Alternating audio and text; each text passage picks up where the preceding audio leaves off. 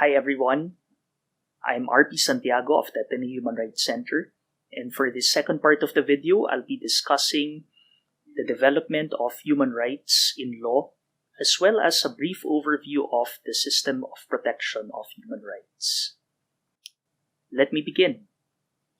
After World War I, the international community came together and established the League of Nations.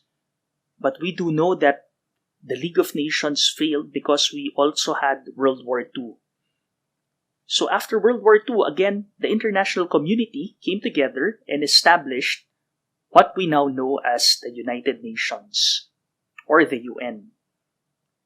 What differentiates the UN from the League of Nations is that in the Charter of the UN, human rights was mentioned as the foundation of freedom, justice, and peace in the world. But the international community was also discussing, what do we mean by human rights? So in 1945, when the UN was established, it took 3 years for the UN to come up with the Universal Declaration of Human Rights. The UDHR encompasses all human rights: civil, political, economic, social, cultural rights. But it was also the time when we had what we call the Cold War, or the conflict between the East versus the West.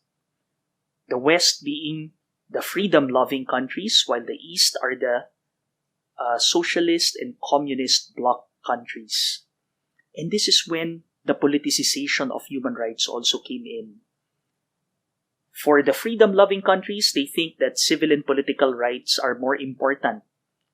For the East, or the socialist and communist countries, they think that economic, social, and cultural rights are more important. And since the UDHR is a declaration which, under the international law, is non-binding, there is a need to make it binding through conventions. And this is the reason why the international community actually split the UDHR into two. You have the International Covenant on Civil and Political Rights on one hand, and the International Covenant on Economic, Social, and Cultural Rights on the other. Taken all together, the UDHR, the ICCPR, and the ICSCR, these are what is known as the International Bill of Human Rights. Aside from these two conventions, we also have 7 thematic international human rights conventions.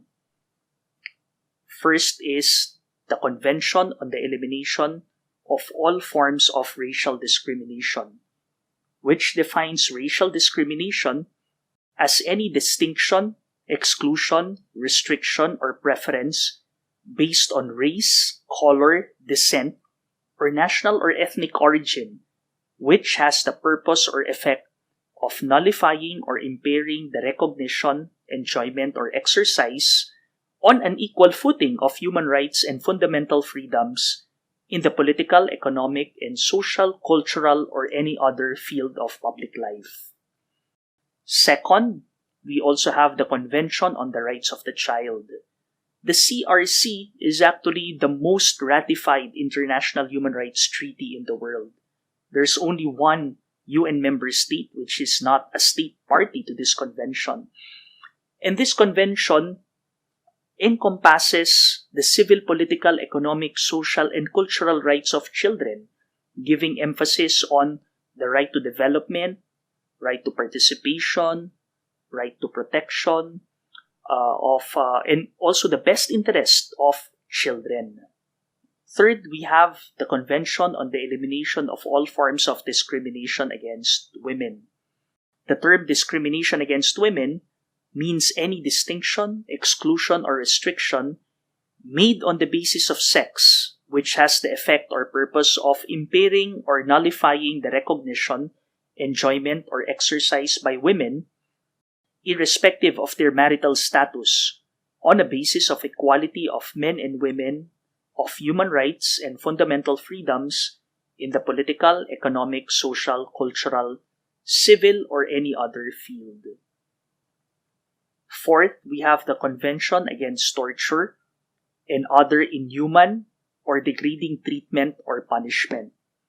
Torture is defined as any act by which severe pain or suffering, whether physical or mental, is intentionally inflicted on a person for such purposes as obtaining from him or a third person information or a confession, punishing him for an act that he or a third person has committed or is suspected of having committed, or intimidating or coercing him or a third person, or for any reason based on discrimination of any kind, when such pain or suffering is inflicted by or at the instigation of or with the consent or acquiescence of a public official or other person acting in an official capacity. But it does not include the pain or suffering arising from or inherent in any or incidental to any lawful sanctions. Actions which are short of the definition of this torture may still constitute cruel, inhuman, or degrading treatment.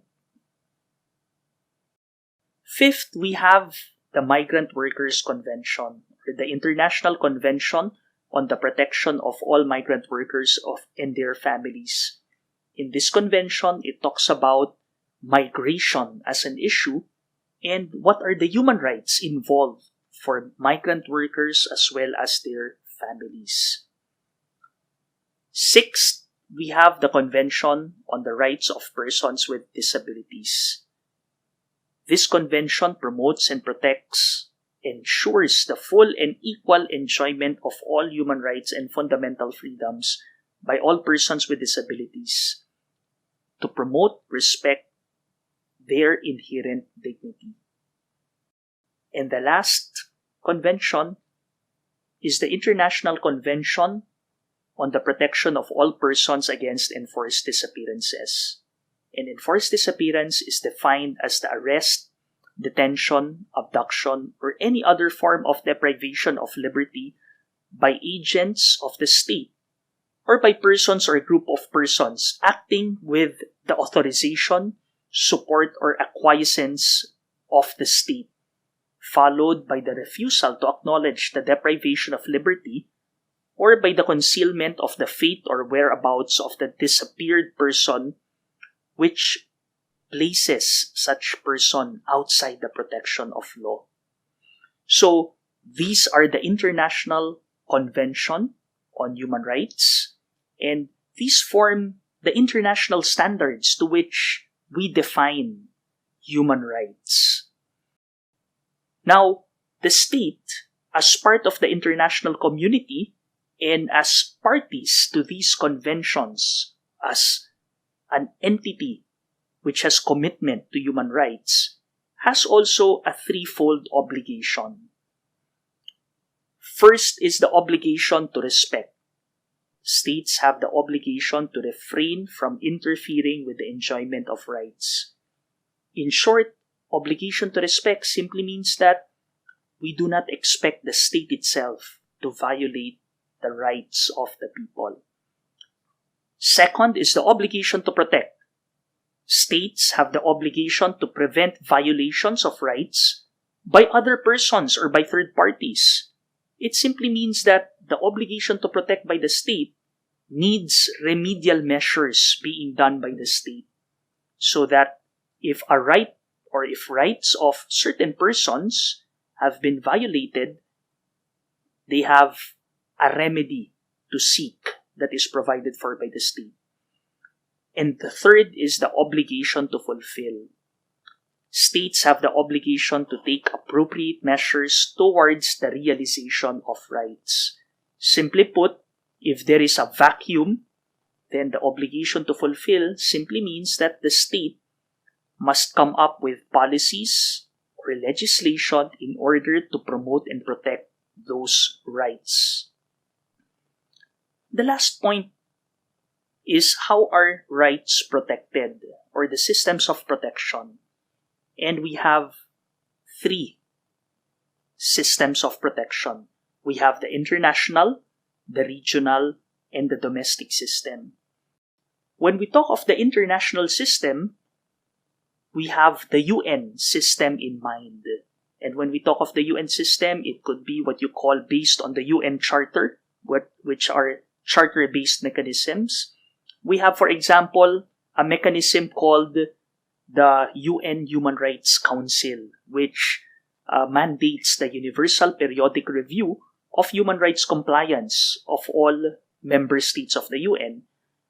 We also have the treaty-based mechanisms. So, all 9 international human rights treaties that I mentioned earlier have its own treaty-based mechanism, which is in the form of a committee. So, all state parties to these conventions have the duty to periodically report its compliance to these treaties. And some of these treaties also have what we call communication procedures, which in effect is a complaint procedure for violation of rights that they cover.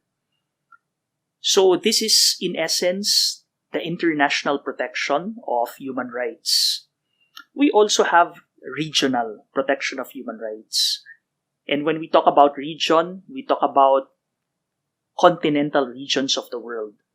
Particularly, we have the European system, where you have the European Court of Human Rights.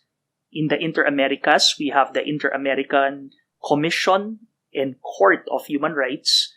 And in Africa, we have the African Commission and African Court of Human Rights.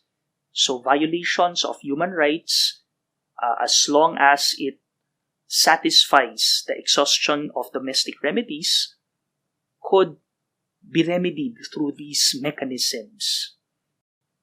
Here in the Philippines, we are part of the Asia-Pacific.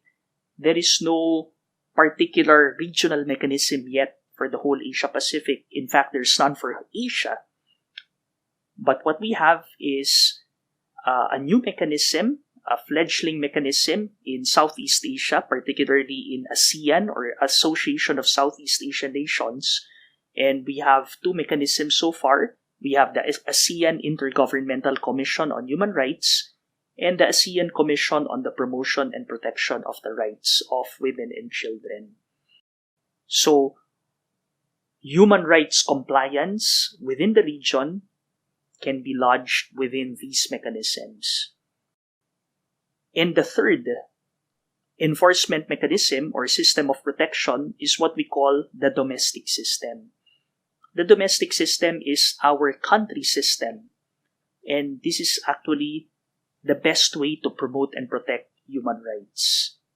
And in the Philippines, for example, which agencies actually promote and protect human rights? The answer actually is all 3 branches of government.